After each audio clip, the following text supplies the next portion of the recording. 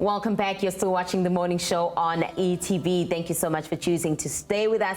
Now, you know that here on The Morning Show, we absolutely love to educate you, particularly on issues of spirituality. So today, we wanted to take you back to the basics. We're joined by spiritual healer, medium, and founder of Tebeng Medium Reading to help us understand the basics of spirituality as well as how spirits move in the afterlife. Ntabi, welcome to The Morning Show. Thank you so much for your time. Thank you for having me. I think, you know, the introduction does say that we want to go back to the basics. I think sometimes when we speak of spirituality, a lot of us will think of the people that lived and then have now transcended, right? That are no longer with us.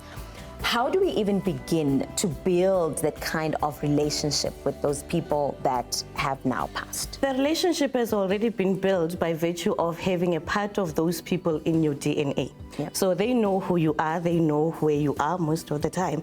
And so you would hear people talking about deeper consciousness and saying you must draw within.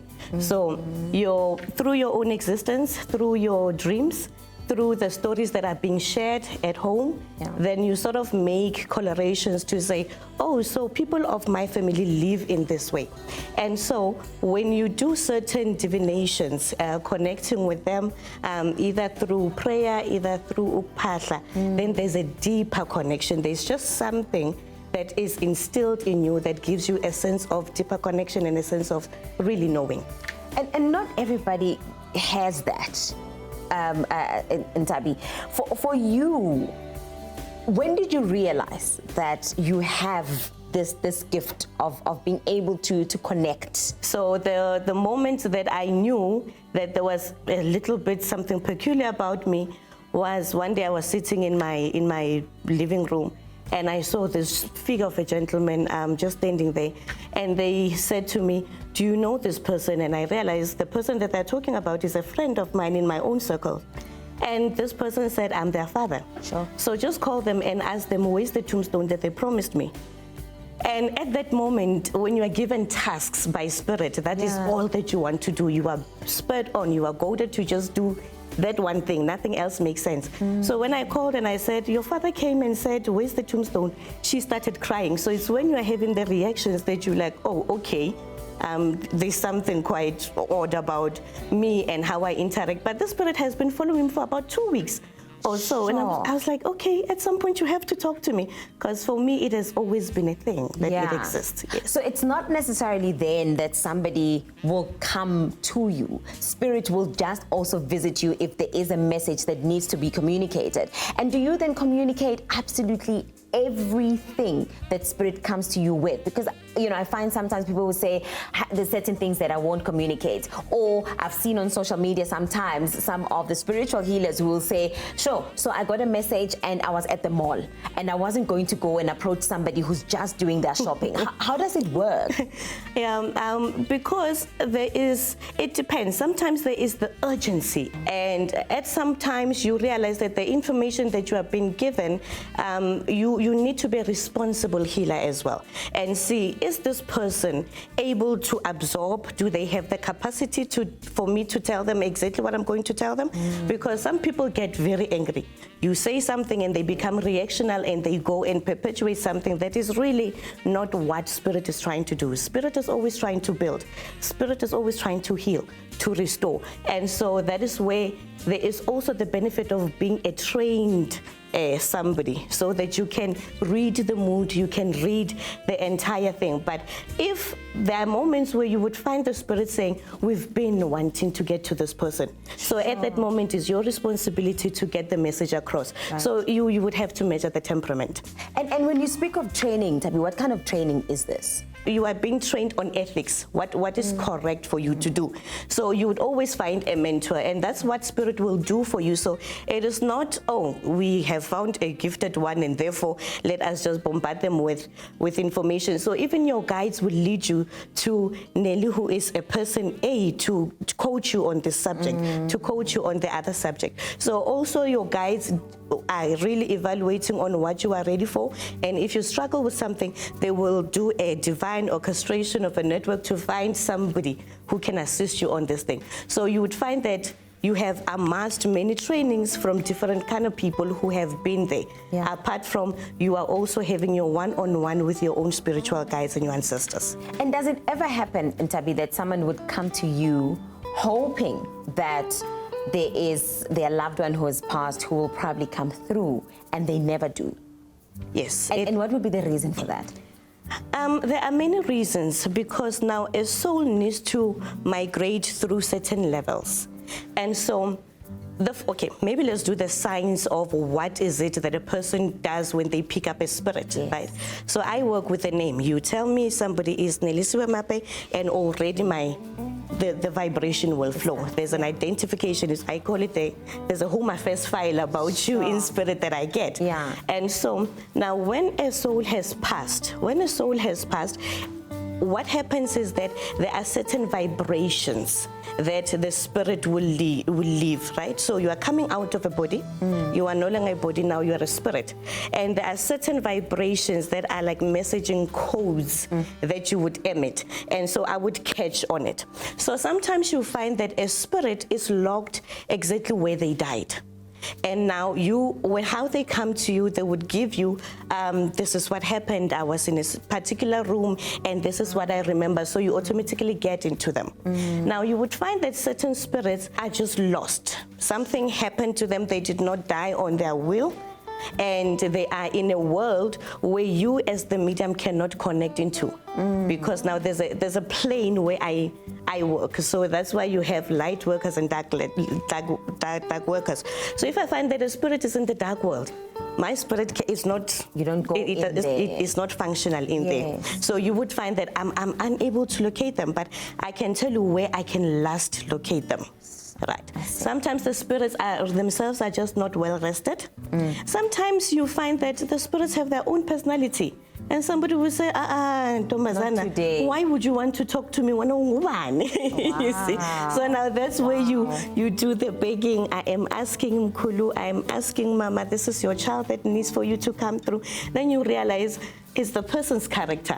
Tabi, that is very, very insightful. And I'm sure there is a lot of our viewers who'd also just love to meet up with you and probably have a consultation with you. Where do we find you if we need that kind of help? I am on Facebook, and the Facebook page is called Tebeng Medium Readings. I am also on YouTube. I have a YouTube channel, and I'm also on TikTok as Gokon Tabi.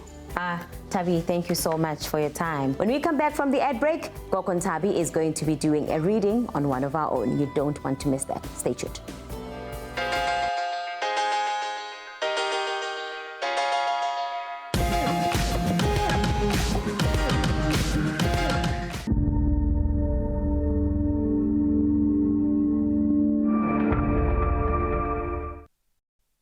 Welcome back to the morning show right here on ETV. We are in the second hour of our Think Tank Tuesday, and right now we're coming back to our spirituality conversation. Now, before the break, we did talk to Ntabiseng Mwetsane, who was giving us an insight on the world of spirits and how they move in the afterworld. Let's take a look at the reading that she gave right after that.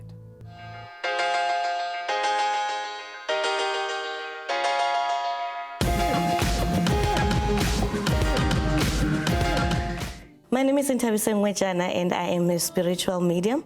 Today I'm going to be doing a reading on Kira Wolf. Hello, Kira. Hello, how are you? I'm good, and how are you? Good. Yes. So you want to be connected with somebody that has departed? Yes. Yes. Can I please have the names of those people? Sure, I'm Helene Smith. What is your relationship with Helene Smith? She is my best friend's mom, and like my mom. All right. And what is your best friend's name? Because sometimes it's easier to get a deeper connection with the best friend as well. Her name is Lisa. Lisa. And your grandfather as well? Morris Wolf. So the person that is coming through right now is somebody that loves the use of guns. Did your grandfather love to play with guns or? Not that I know of, but I don't think so. Okay, so the vibration that I'm getting, somebody that is coming through with a bit of agitation, and for some reason I'm hearing gunshots wherever they are. So it could be somewhere where they used to live, or something that has to do with guns. So if you're not getting that image, then that is okay. Now, this person, when they're coming through, they're talking to me about a certain illness, and this is a certain illness that happens concurrently in a family. So most people get to succumb from this particular illness, and so did he. What illness is he talking to me about? Is it a male? It's a male. So It's maybe the my grandfather. grandpa. He had, I think he had a stroke, and he got really sick. Okay. Yeah. So now what I am then sensing is that he was not properly prepared for the passing.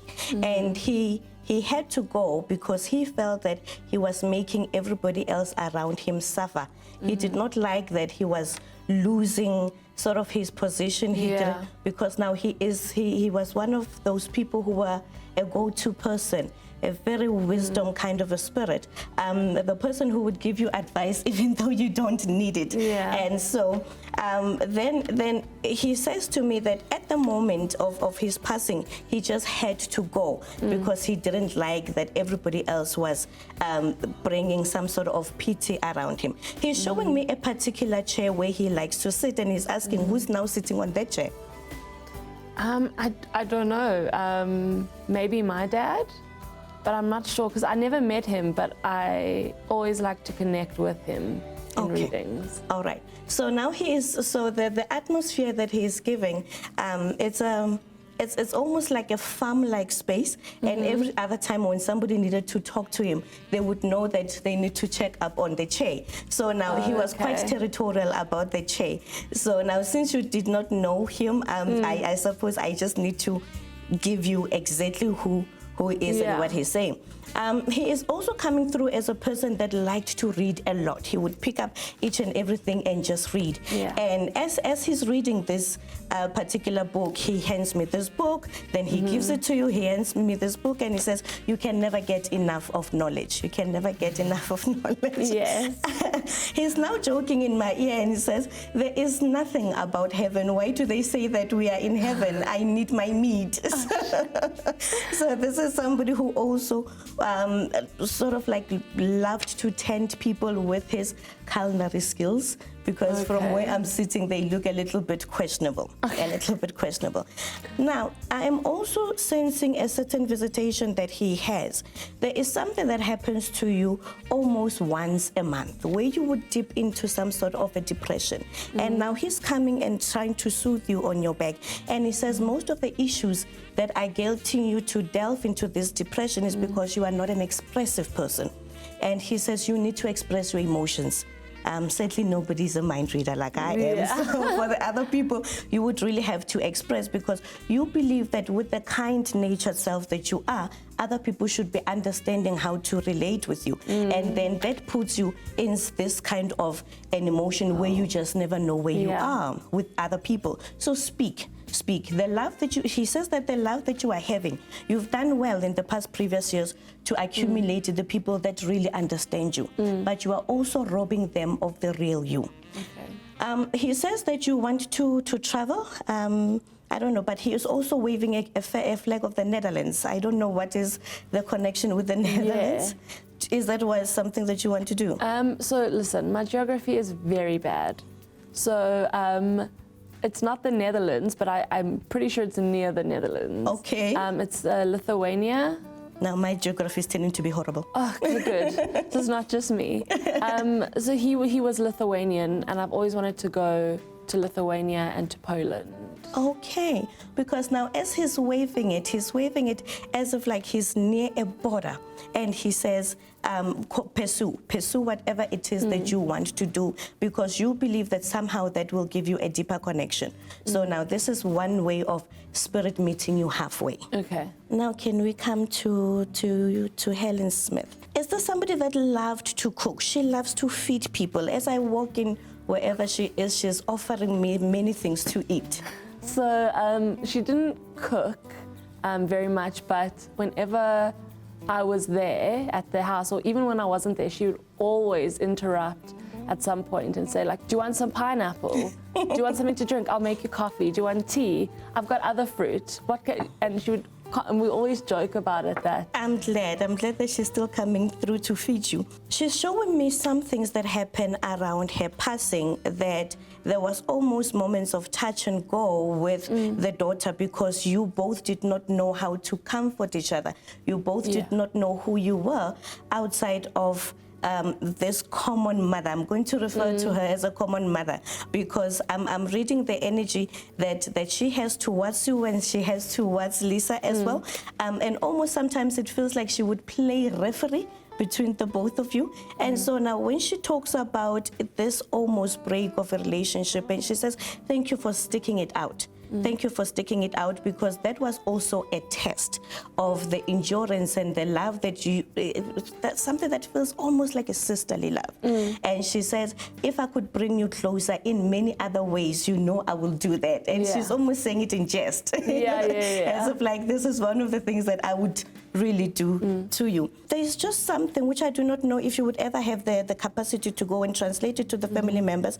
But then with her passing, there is some sort of conflict that just came in. There was a conflict after conflict after conflict, and which was really a conflict to who she was. So she was a unifier. And as much as people were that severely hurt, she was also incredibly hurt by what looked like it was a sudden passing of hers. Yeah, definitely. She got sick, and within 3 weeks, she passed away. But she's really resting and she is in peace. Thank you so much. That was a reading to two souls, Helen Smith and Marius Wolf. I'm Thabiseng Mojana, and I'm a spiritual medium.